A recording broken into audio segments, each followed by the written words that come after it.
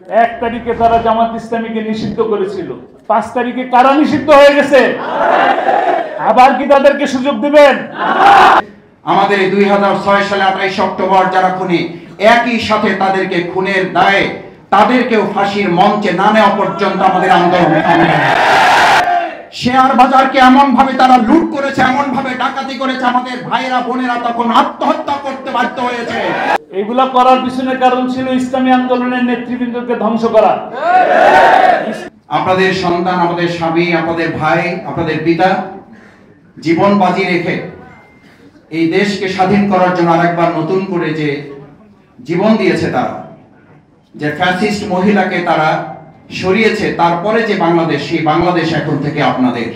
আপনারা জানেন যে আপনারা শহীদ হয়েছেন, আমরা শহীদ পরিবারের অংশ হিসেবে আপনাদের পাশে আমরা থাকতে চাই, গর্বিত পরিবারের সদস্য হিসেবে আমরা থাকতে চাই। কারণ আপনারাও জানেন বাংলাদেশ জামাত ইসলামী, ইসলামী ছাত্র শিবির এই পল্টনে 2006 সালের 28 অক্টোবর আমাদের ভাইদেরকেও পিটিয়ে তারা শহীদ করেছিল।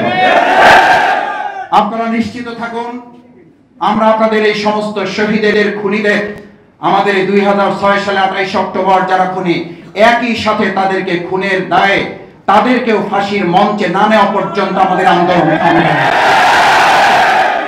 আমরা শুধু এখানেই থেমে থাকতে চাই না, কারণ তারা আমাদের বিডিআর হত্যাকাণ্ডের নামে দেশের 57 জন মেধাবী সেনা অফিসারকে হত্যা করেছে। এজন্য তাদের বিচারের কাঠগড়ায় নামতে হবে।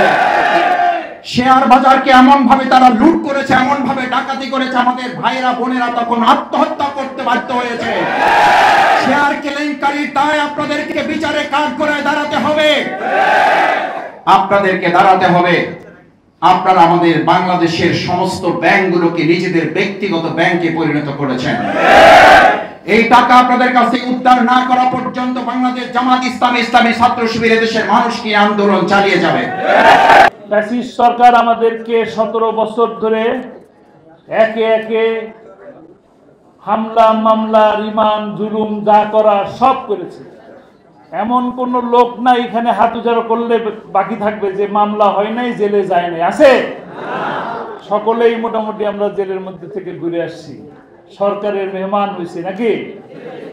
এর মধ্যে আমাদের একেবারে সর্বপ্রথম যে আমাদের মুরব্বী যারা আছেন তাদেরকে দিয়েই তারা উদ্বোধন করছে। আমাদের নেতা মোল্লা মতিউর রহমান নিজামী, অধ্যাপক গোলাম আজম, আলী হাসান মোহাম্মদ মুজাহিদ, আল্লামা দেলোয়ার হোসেন সাইদি, কামারুজ্জামান, কাদের মোল্লা, মীর কাসেম আলী, কাউকে বাদ দেন নাই। এগুলা করার পিছনে কারণ ছিল ইসলামী আন্দোলনের নেতৃবৃন্দকে ধ্বংস করা। ইসলামী আন্দোলনের, ইসলামী কথা বলে, কোরআনের কথা বলে, এরকম সমস্ত কণ্ঠকে নিস্তব্ধ করে দেওয়া। নিস্তব্ধ হয়েছে? হয় নাই। 1 তারিখে তারা জামাত ইসলামীকে নিষিদ্ধ করেছিল, 5 তারিখে কারা নিষিদ্ধ হয়ে গেছে, আবার কি তাদেরকে সুযোগ দিবেন? আর কোনো কি সুযোগ আছে?